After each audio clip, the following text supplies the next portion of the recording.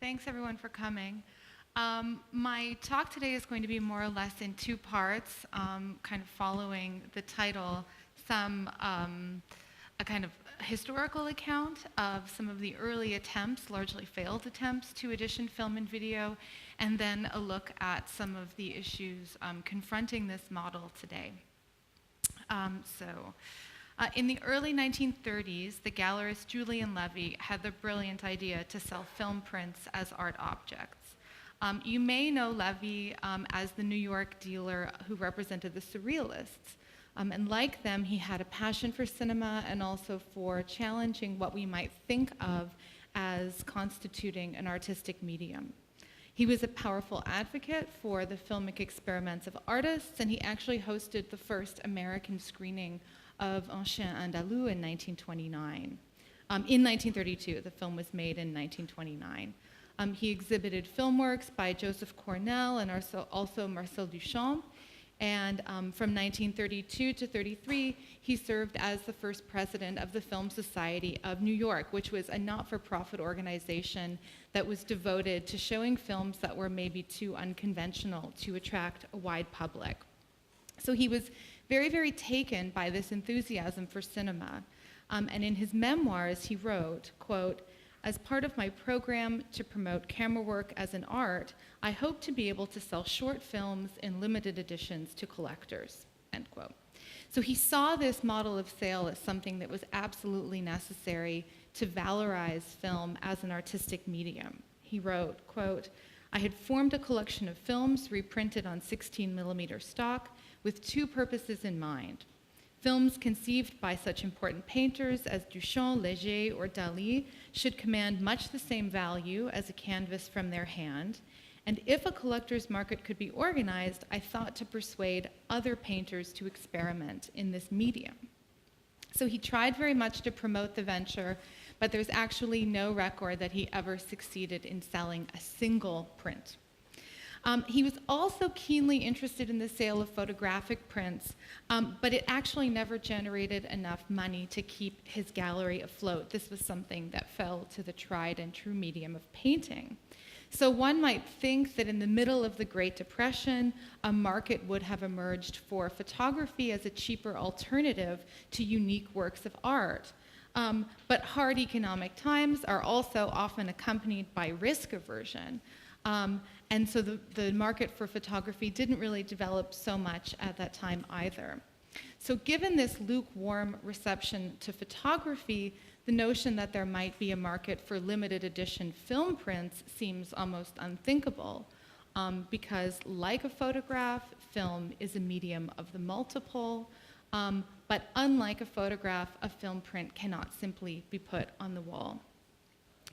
So of course, the situation looks very, very different to us today.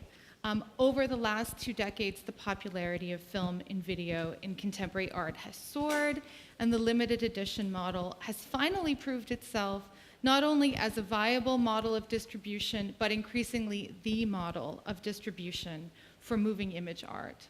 And this represents a radical shift in the sale of film and video when compared with the longer legacy of distributing uneditioned tapes and prints. So I think that we're still very much in a period of working out a set of best practices as to how to go about selling film and video.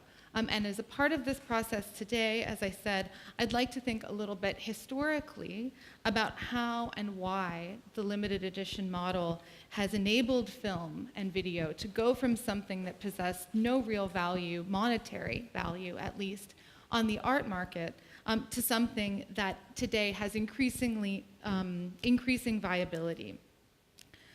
So I'll talk first a little bit about some early unsuccessful attempts to institute this model, and then offer some hypotheses for its great rise during the 1990s. So, the editioning model existed long before artists began to turn to film as an artistic medium, but very interestingly, its invention as we know it today is more or less contemporaneous with the invention of cinema itself. So the turn of the last century saw the development of this model in the arena of bronze sculpture and prints.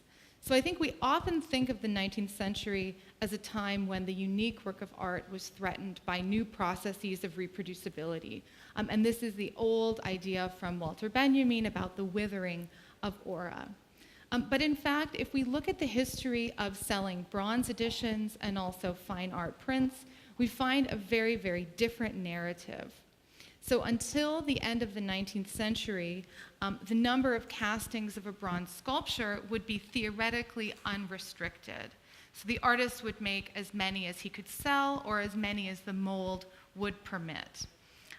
It's only as images begin to circulate and be reproduced as never before that there's a concerted effort to limit the number of castings and mark them according to the convention that we know today. So 1 out of a total edition number, 2 out of 5, etc. So we can see here that the desire for originality or for quasi-originality is something that is produced out of reproducibility rather than threatened by it.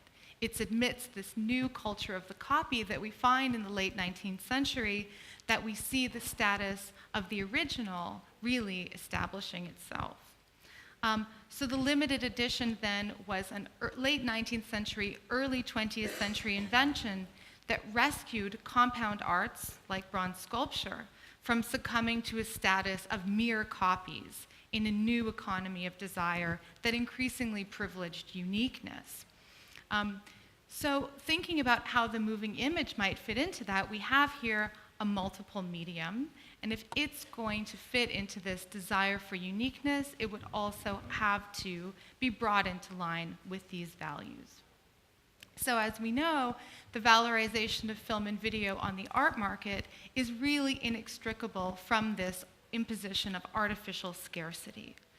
We might think of mechanical reproduction as challenging the economy of uniqueness, but in fact, what we've seen, particularly in the last 20 years or so, is really the wholesale recuperation of film and video into the economy that they were once thought to challenge, which is the unique work of art.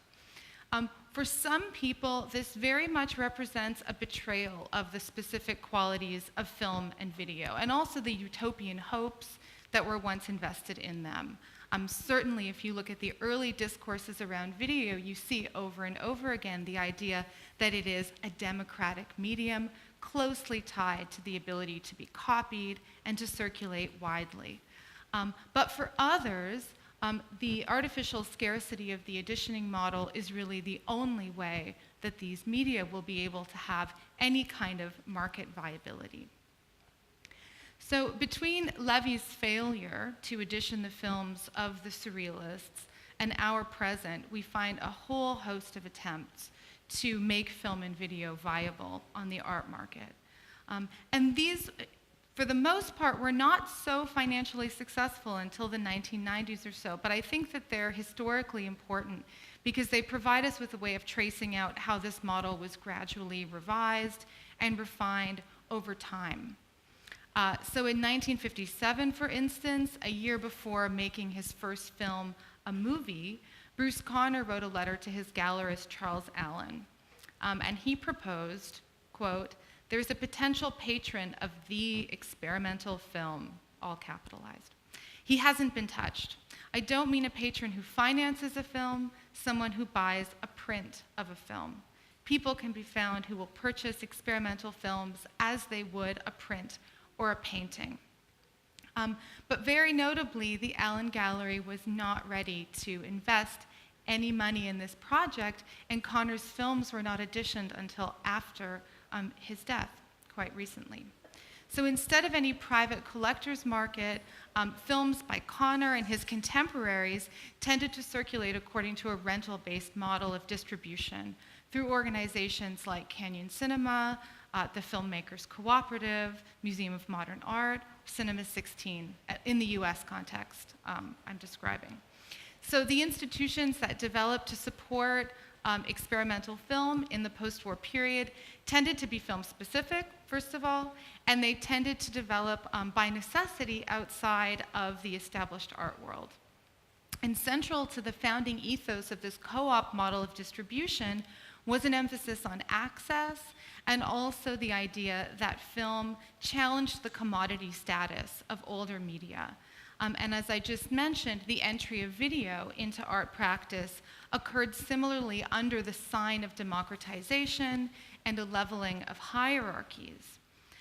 So there was a commonly held idea that rather than something to be bought and sold, film and video evaded commodification because they were experiences rather than objects.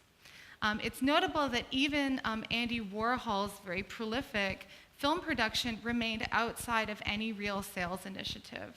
There's one remark in a magazine article from The Nation that talks about Warhol's idea to sell the screen tests in 8mm as what he called living portrait boxes, but it never occurred.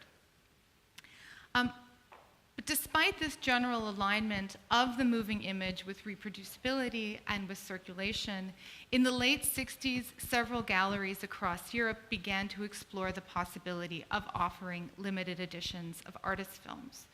In 1966, in Paris, Claude Givaudan opened a gallery that specialized in artist multiples and also engaged in the sale of film by 1968. News of this initiative spread from Paris to London, where Gregory Markopoulos and Robert Beavers entered into a partnership with Renee Gimpel of the Gimpel Feast Gallery to do the same. And this is quite an interesting collaboration because Markopoulos is very well known as someone who withdrew all of his films from circulation from about 1971 onwards. But before that happened, he was very interested in working with commercial gallery.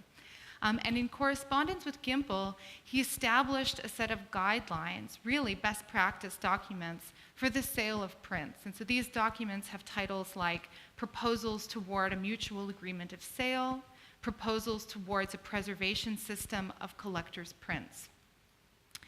And writing in the newspaper The Observer in February 1969, the critic Nigel Gosling noted that Gimpel's initiative was, quote, an intriguing example of a current fashion in reverse.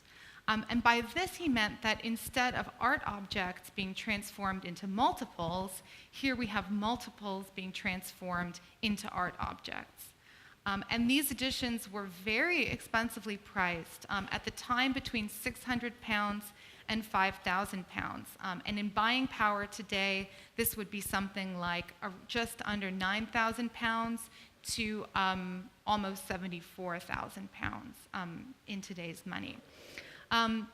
Despite this very high price, Gosling specifies in his newspaper article that the filmmakers would retain the master materials, the original negative, and also normal distribution rights, meaning that though there would be a limited edition sold through the gallery, the filmmakers were also free to circulate these prints outside of the edition through a rental agency. And I mention this because it's something that I'll come back to in the contemporary second section of the paper in a moment. Gimpel and his family expanded their gallery to New York City in March 1969, and at this time the New York Times carried an announcement calling them the first major American gallery to engage in the sale of film as art objects. But despite this sort of enthusiasm, the initiative was absolutely stillborn, and once again, as with Levy, there was no single print was sold, period.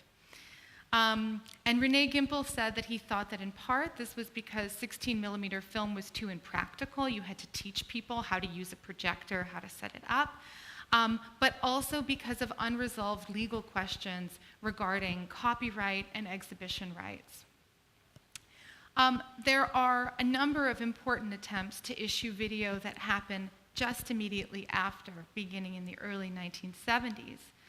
So after being unable to secure further commissions from West German television, Jerry Schum reconceived his whole project with a striking about-face, turning away from television and toward the editioning model. He issued tapes through the video gallery Schum in Dusseldorf in both limited and unlimited editions that were complete with signed and numbered certificates of authenticity. And Schum remarked that he thought that this could succeed with video in a way it hadn't with film because the technology was easier. So you see that remark about the simplicity of video technology coming up again and again. Schum had some success with the sale of these editions, but decided to close the gallery due to financial difficulties in 1972. He wasn't that successful with it, and then committed suicide in March 1973. The other major figure of this period, and perhaps the major figure who is always mentioned in this regard, is Leo Castelli. And Castelli, as I'm sure many of you know, had begun to deal in film and video in 1968 simply because he represented many artists who had begun to work in these mediums. And in 1974, he established a joint venture with Ileana Sonnabend called Castelli Sonnabend Films and Tapes. And Castelli Sonnabend, contrary to what sometimes is said, was not the first to offer limited edition tapes, nor were they widely successful in doing so. But it is this venture, primarily, I think, because of Castelli's reputation, that firmly established the limited edition videotape as a model to follow, and also gave video a lot more visibility on the commercial circuit. Most of the prints and tapes that were handled by Castelli Sonnabend were issued in unlimited editions, and they were available for both sale and rental. And they were numbered only for administrative purposes, so you don't find that convention there of 1 out of 5 or whatever it might be. In most cases, only a handful of copies were sold, and even the most popular tapes, like Richard Serra's Television Delivers People or Joan Jonas's Vertical Roll, made it to just over 50 copies. So we're not talking about massive volume of sales here. It's also very interesting, there was a small number of videotapes that were issued in editions of 20 and priced at $1,000 each. And the idea of the kind of artificial scarcity of editioning is that it's meant to inspire desire to own something that's rare, right? In fact, in the case of Castelli, these sold worse than the uneditioned tapes, presumably because they were at such a high price compared to the uneditioned tapes. As early as 1977, Castelli Sonnabend was experiencing extreme financial difficulties. They were paying to pay their bills. They were failing to pay their artists as well. There's lots of correspondence in the archive of people being like, pay me, please. You're really overdue. But despite all of these ongoing problems, the organization continued until 1983. And 1985, I'm sorry. And when they stopped, it's interesting, it wasn't actually due to financial reasons, because Castelli seemed to be sort of okay with running this at a loss. They actually stopped because they acknowledged that they didn't have the archival capacity to deal with all of the video formats that were proliferating at that time. So after the shuttering of Castelli Sonnabend, video in the US found continued support both in private and public granting agencies and the not-for-profit distributors that had continued alongside this model all along. But then we get to the 1990s, and that's a period when things really, really start to shift. And in the lunch with Pierre Bismuth earlier, there was a kind of inventory of all of the things that have changed since the 90s. And some of those issues that were discussed at lunch will dovetail quite nicely with what I'll briefly say now. I'd like to suggest 4 factors of varying importance that work together, very much together, to help create an increased market viability for video and film, but primarily video, in the 1990s. The first factor is economic. And this is something that Noah Horowitz emphasizes in his book on the contemporary art market. He suggests that the economic crash of 1990 was instrumental in creating a new interest in video because there was the sense that galleries had nothing to lose, right? So if they weren't going to sell anything, they might as well take a risk and show something a little bit more daring. So the viability of cheaper, less object-oriented work can be ascribed in part to the severe price deflation at this time, but I think it's important to note that there were very, very other factors at play as well. One of them was an art historical factor. I think that the new faith in video as a collectible object in the 1990s was buttressed by the still prominent status of many video pioneers who had preceded the generation that came to emerge in the 90s. So in other words, video had finally accumulated some kind of aesthetic history. When Levy attempted to edition film prints in the 30s, and when Castelli-Sonnabend tried to do it with video in the 70s, neither medium really possessed any kind of aesthetic history within the domain of art proper. Certainly both were technological novelties, but this is actually something that would probably detract or discredit these works on the market rather than confirm it. So in order to attain true viability, it was necessary for the moving image to accumulate some kind of proven art historical significance. And by 1990, this was beginning to happen, however belatedly it might be.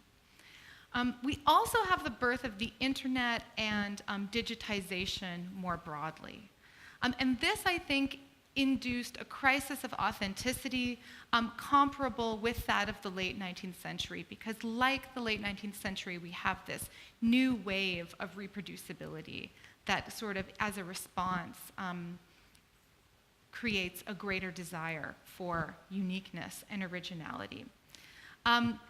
We have the widespread availability of high bandwidth internet access and the simplicity of producing DVD copies, allowing images to circulate like never before.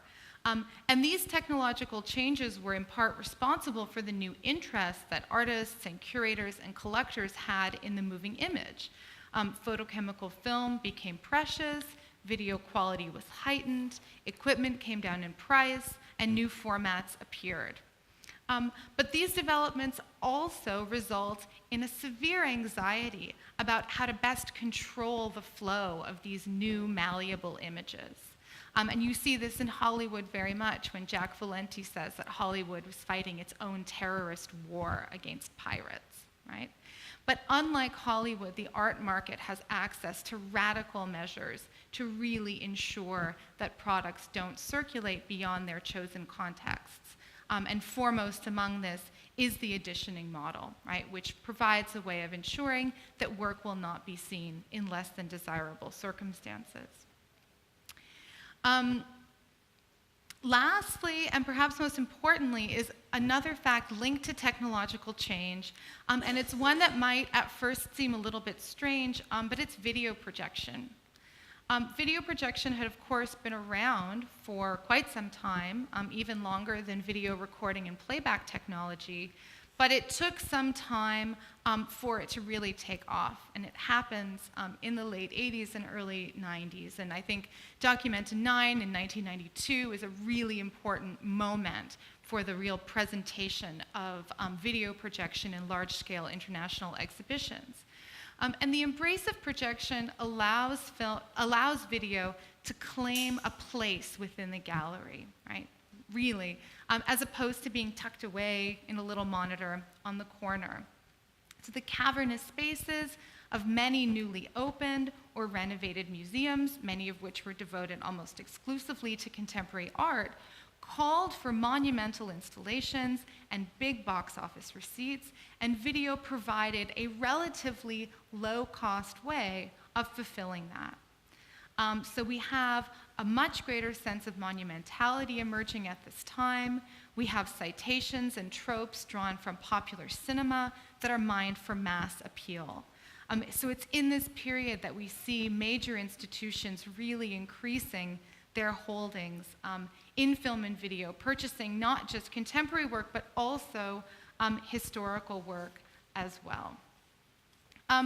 So that's the sort of brief crash course in the history. And now to raise some of the issues around editioning, which hopefully might be a little bit more polemical and provocative and will provide some points of discussion for us. Many people are highly critical of editioning. We're at an art fair, so I assume that people in this room probably are not. But it's interesting in an experimental film context to speak of editioning. It's really like a dirty word. Particularly people that are aligned with, whether artists or scholars, who are closely aligned with earlier modes of production and distribution in film and video that privileged access, tend to see editioning as a betrayal of the medium specificity of film and video. Editioning can make work very difficult to see, very difficult to study, very difficult to teach. So although viewing copies will circulate outside of the edition, they can be difficult to come by. And so you see over and over again this idea that there's something fake about the edition, that it somehow goes against the inherent characteristics of the medium, turning it from something supposedly aligned with democratization and access into something that is an artificially rare commodity fetish. Maybe some of you have seen this video. There's an anonymously produced video from 1999 called Untitled 2995, a video about video. People may be familiar with this. Some? No? Yes? It's online. You can find it. Well, you watch it, you can see what you think. But it's interesting, if not problematic, in all kinds of ways. But it basically constructs a schematic history of video that sees the medium as falling from what they call an instrument of resistance into a luxury good. And it ends with a plan to, I quote, steal video art from the rich and give it away for free, or at least for the reasonable cost of $29.95. And so they actually had this plan for people to upload bootlegs of like the Cremaster cycle to a website where people could then buy DVDs of them for $29.95. This never really happened. You can visit the website. It hasn't been updated since 2004, but it is there. And this was a sort of activist art project that happened in the late 90s. Pierre Huyghe, coming from a very different point of view, has said, for videos, editions are fake. When Rodin could only cast 3 sculptures of a nude before the mold lost its sharpness, it made sense. But all my works are on my hard drive in ones and zeros. So Huyghe's statement is quite interesting because he says it's fake, and yet, as we know, he editions his work, and he's quite concerned with making sure that it's not posted to YouTube, for instance. So we can see here the kinds of contradictions that emerge. So I think it's important to acknowledge that though we might see the editioning model as somehow pushing back against the medium-specific possibilities of film and video, it has some very real positive aspects for various parties involved. So when it comes to supporting the livelihood of artists, it's a much more financially viable model than the rental model of the film and video co-ops. There's absolutely no doubt about that. But there's also a sense that the editioning model is about the future of the work, not just about the moment of its production and of ensuring an income for artists. Because many museums will only collect editioned works and will not buy film or video for the life of the print or the life of the tape or DVD only.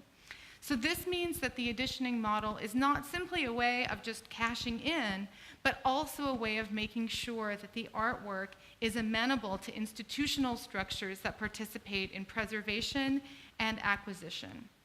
So it's without a doubt that there's a lot of work that remains to be done at major institutions in terms of making their practices of acquisition, collection, and exhibition amenable to film and video. But the increased embrace of the limited edition model is representative of a situation where artists are beginning to meet these institutions halfway. Preservation is an extremely costly business, and an institution is more likely to invest in a work if it has the sense that there'll be one of a limited number of stakeholders in that work. In 1979, the experimental filmmaker Larry Jordan published a text in which he proposed to sell experimental films to art collectors, something that within the experimental film context in the late 70s is sort of almost unthinkable. And when I spoke to him about this 30 years later, he said, I never thought that the exact idea I proposed in that article would be the idea, but I wrote the article to provoke these ideas. The mechanics were up for grabs. And I think there's a sense that the mechanics, to some degree, of this model are still up for grabs today. I think that for me, one of the main issues that really is confronting this model right now is the extent to which the editioning model actually depends on an enforcement of the rarity of the edition that is total and absolute. Because I think that this is the context out of which the model emerged, right? You make the edition, and maybe there are some viewing copies that circulate to curators or collectors, but really, you want to make sure that you police the edition, and you make sure that there are no other ways that it is officially circulating. But I want to go back to that proposal from the late 60s that Gregory Markopoulos made of editioning his work, but also suggesting that the gallery promote the circulation of what he called projection copies. This absolutely compromises the rarity of the edition, right? The idea that there could be two parallel modes of distribution happening alongside one another, one founded on the sale of rare art objects and the other on a more kind of promiscuous rental-based circulation. But this is actually where I think we might increasingly be headed in the way that the editioning model is developing today.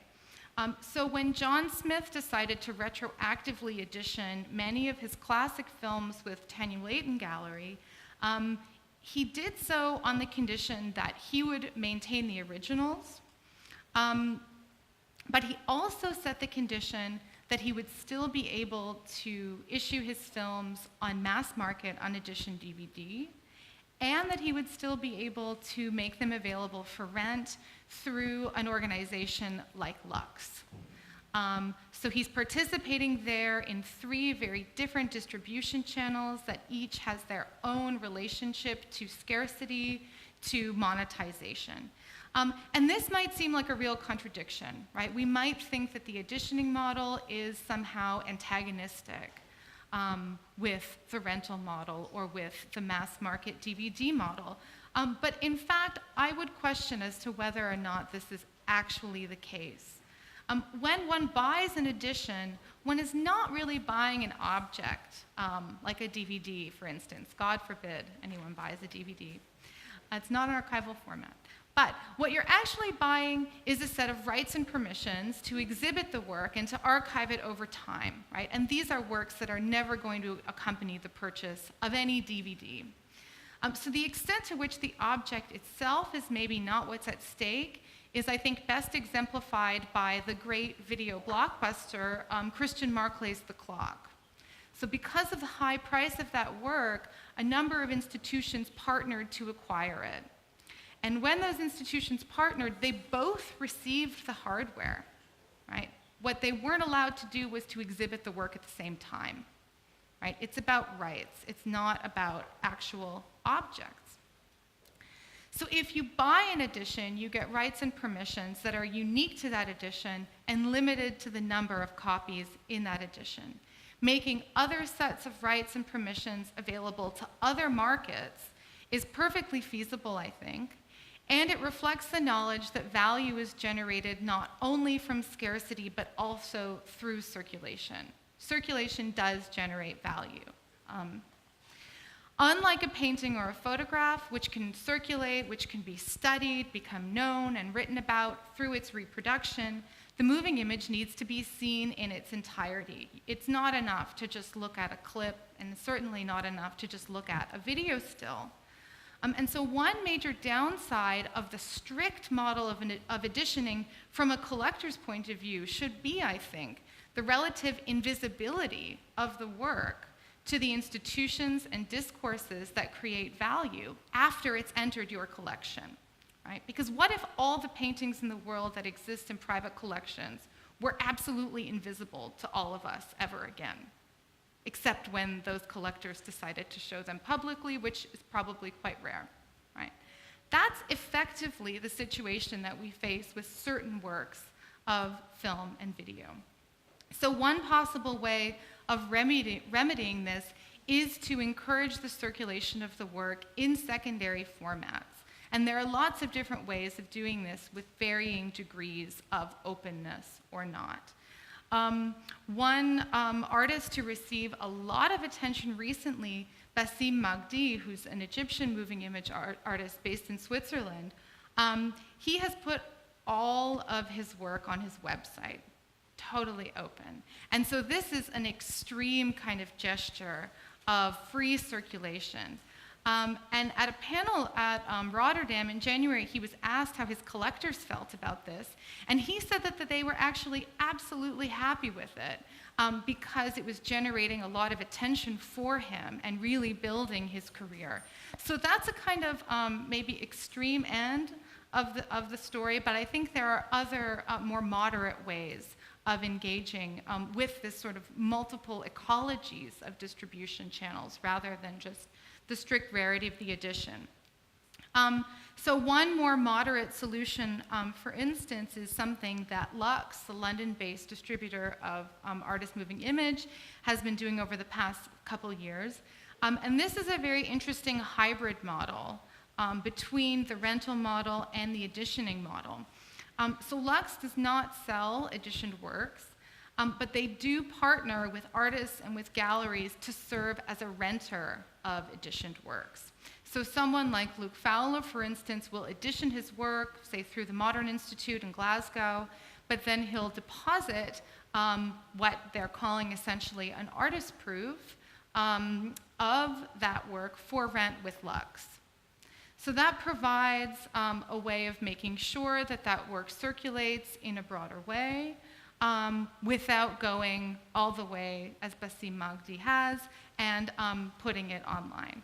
So it preserves something of this cooperative spirit while also making use of the benefits of the editioning model.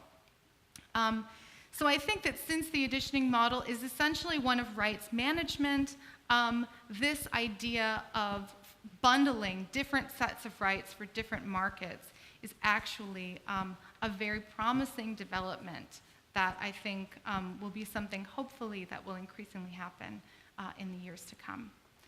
I'll stop there, but I'm happy to take questions.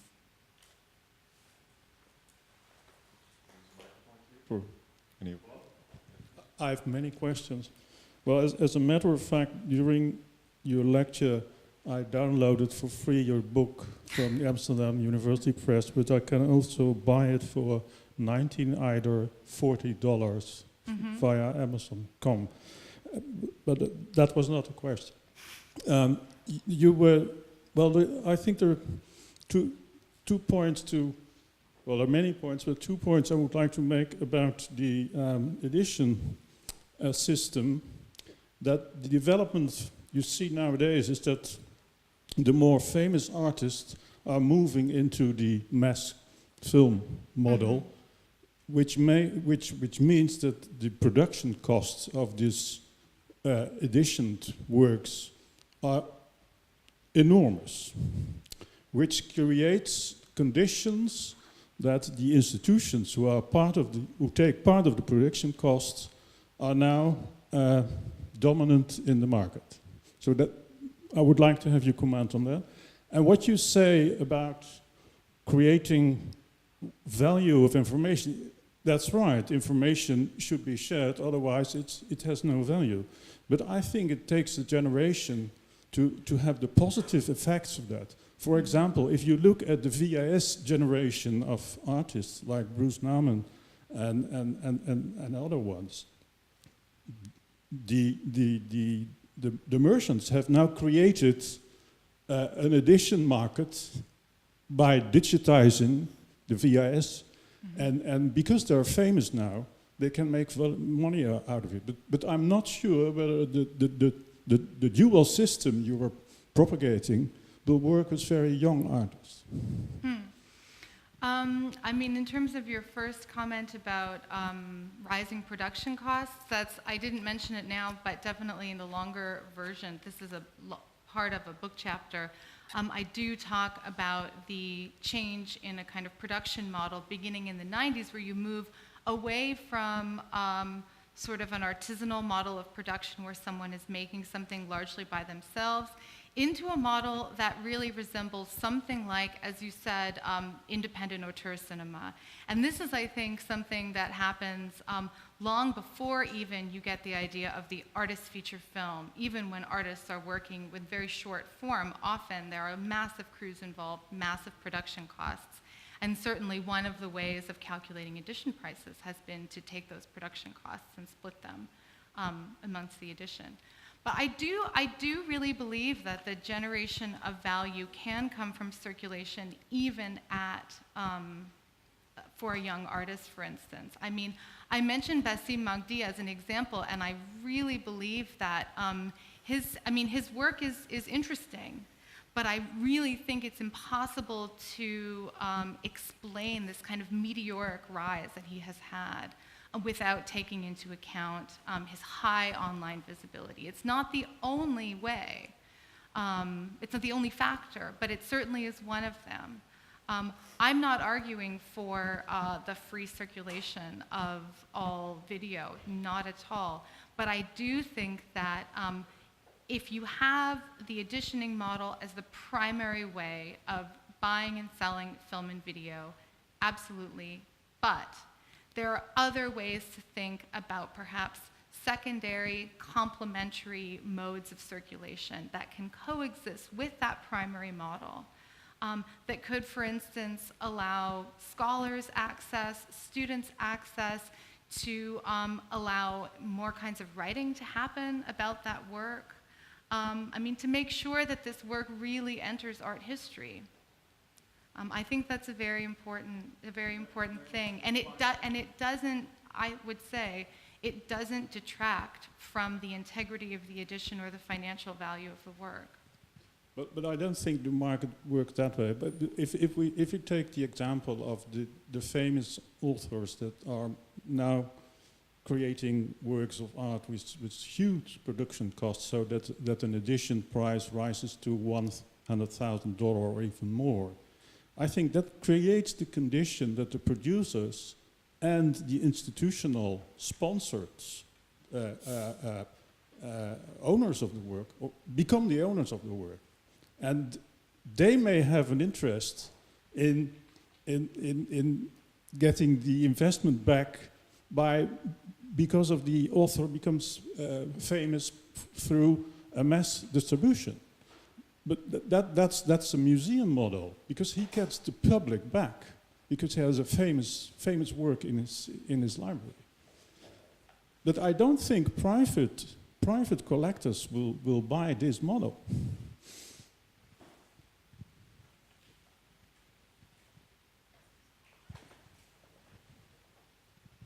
Hi, thank you for the talk. That was very, very interesting and educational for me. Well, I come from a very different point of view, because what we do is we are, paving the road while we walk on it, and that is at this point the online streaming, right? And it's, since we here have been a very critical discussed aspect, and what we do is like we're granting a licensee for a certain period of time for the video art pieces. Therefore, we give artists, of course, more exposure and seen to a wider audience, obviously. Well, when we get to like specifically the platform that we created, I came also to a point when we talk about the promotion of video art pieces. What I felt like I have not really seen before, and I felt like, okay, can I do this? I put up online, not the art pieces, obviously, because they were still and are still restricted to, you know, like a server that is making sure that they are safe, and only with a special username and password you can access it. But for promoting the artists and their artworks, I put these art pieces in little clips together after each other. And I still feel, up to this point, can I do this? But promoting it at the same time, so that once, you know, we find a client that wants to, you know, purchase this, you know, can find it. I mean, I guess I would say, because I'm coming from the academic point of view, and so I would say, you know, well, I'm not really interested in seeing a clip. I can't judge the work that way. I can't write about the work that way. It might generate some interest, but I would say, you know, something that I find very interesting, though it does have problems of its own, is a website like vdrome.org, which is another way of maybe responding to your question. I mean, this is a website where all 4 of the curators have major institutional ties. They have a sort of, it's not overtly articulated, but they do have a pretty clear curatorial stance, I would say. And they post works for 10 days at a time with a piece of writing. Then the work goes offline, the piece of writing stays. And most of these works are editioned works, and the artists have said that they would never allow them to be posted online indefinitely, but they're very happy to have them online for this 10-day period. It's kind of like a broadcasting model. And that is a way of actually opening the work up very briefly to a wide audience, and perhaps, again, generating value through circulation while maintaining the integrity of the edition. Speaking of broadcasting, I would like to, I don't know, Marcus Kreis is the director and founder of Souvenirs from Earth channel. I don't know if you'd like to add something to. Sure, I have something to say about that. As an artist, I try to sell my work as limited editions, as you mentioned, but very quickly I felt it was really against nature. What happens is, I'm also a painter, and if you make a painting or a sculpture, the beauty of the art market is that speculation can kick in, and that's really, the value is really rising. And I guess this will never really happen to video art, even in addition. So I felt as an artist, and obviously all the artists that are working on our channel have the same feeling, that since you cannot really use this wonderful system that is the art market for single pieces, at least you should get what video art can really be. That means a big distribution, a big visibility. And this is actually, so I came to this solution to just make a TV channel out of this, which is, Gary Shum tried it earlier, but technology didn't allow a real channel 24 hours to happen. And we were one of the first ones. As soon as television got from analog to digital, they freed some bandwidth and we kicked in. And the channel is now on air for 10 years. So that's a completely different business model. Basically, it's the audiovisual business for very much like television is sold today. That means either subscription or a sponsorship. But we believe, and all the other 2,000 artists now believe, obviously, that this is maybe something you should look into, and it's the first time that's a real alternative to edition-based market. I mean, one other thing that I would say, since you mentioned, you know, you work across painting, sculpture, and video, is that, I mean, when we're talking about selling video art, are we actually always talking about selling videos, or are we talking about selling videos as a part of a larger constellation of ancillary products? Because, I mean, it's kind of like in Hollywood, Star Wars doesn't make its money off of ticket sales, it makes its money off of all of the toys and tie-ins. And similarly, for many artists, the edition is actually not what is going to make the money. It might be a set of photographs that stem from the work. I mean, there's one way of thinking of video is as a kind of loss leader, that it's the primary product, but actually it sort of generates value for this larger web of things that could be affiliated objects or props or production stills, frame enlargements, and all of these other kinds of things. And those are things that I think we have to recognize are crucial parts of the market for video art, even if they aren't video per se. Maybe there is still room for one final comment or question. Hi, thank you again for this conversation. I would be happy to hear about your opinion concerning the finance future of the video art market. Meaning like whether this is something that will be subject to the kind of speculation that was... I've been here in the morning with a lot of collectors that said to us that they mostly do not invest in video art as a finance market. They do it from their heart. Mm-hmm.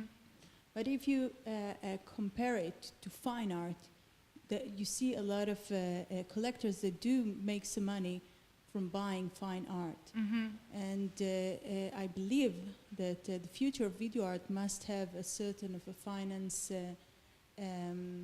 future. So if you have some... Yeah, I mean, I would say it's really crucial to note that there is almost no secondary market for video.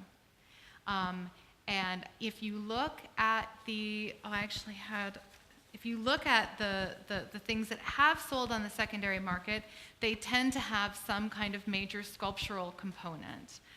So even if, or they're these kind of ancillary photographs and stills. So for instance, there are 2 of the Cremaster editions that sold, but they're not, I think one was a DVD and one was a Laserdisc. They're non-archival formats, but they sold within these huge kind of sculptural pieces. Bill Viola is really the only artist who has had any real secondary market success with works that are sort of screen-based only.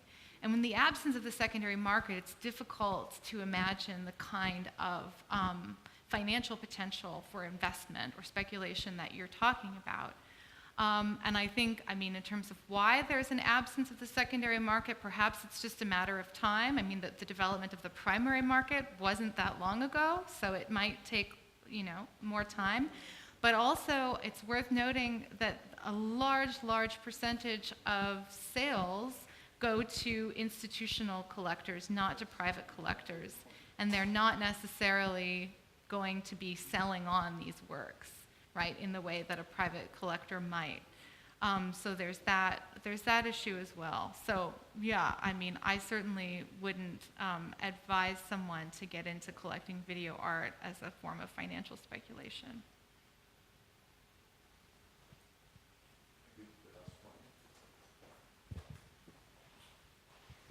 Yeah, I talked the other day about rights within the more commercial platforms, and I actually think I agree with this gentleman, because I'm an artist too, and that moving forward, we're talking about a very small number of artists who can even sell video artwork, and a very small number of galleries that can make money and sustain themselves. And I think we need to be more honest about that. Mm-hmm. And I think more modus operandi within the digital space that allow for a philanthropic approach to supporting somewhere between ethical fair trade online and an alternative to like the crowdfunding thing this morning, mm-hmm. where actually lots of people decide to support artists in an ethical and fair way because they value the role they play for society. They value the difficulties they have financially to create genuine, unique work without those sort of financial pressures. And I hope that we'll see more of us as artists coming together and working together to start to offer those sort of alternative models to the crowd and to people that believe in good work. Yeah, thank you. I do think that Lux is an organization that is engaging in that kind of work, and they are really, unlike some of the other comparable organizations which also come out of this cooperative heritage, Lux has actually been able to innovate and really be self-sustaining when many of these other institutions are in real crisis. And they've also just... Partially, yes. But they're also, like, much of the income is generated from the distribution arm of Lux. So the Arts Council funding is one part of it, but certainly not the majority. And they've also just started they've also just started an online distribution project as well, called Lux Player. Did you have a comment? No, the woman in front of you. No, I wouldn't be able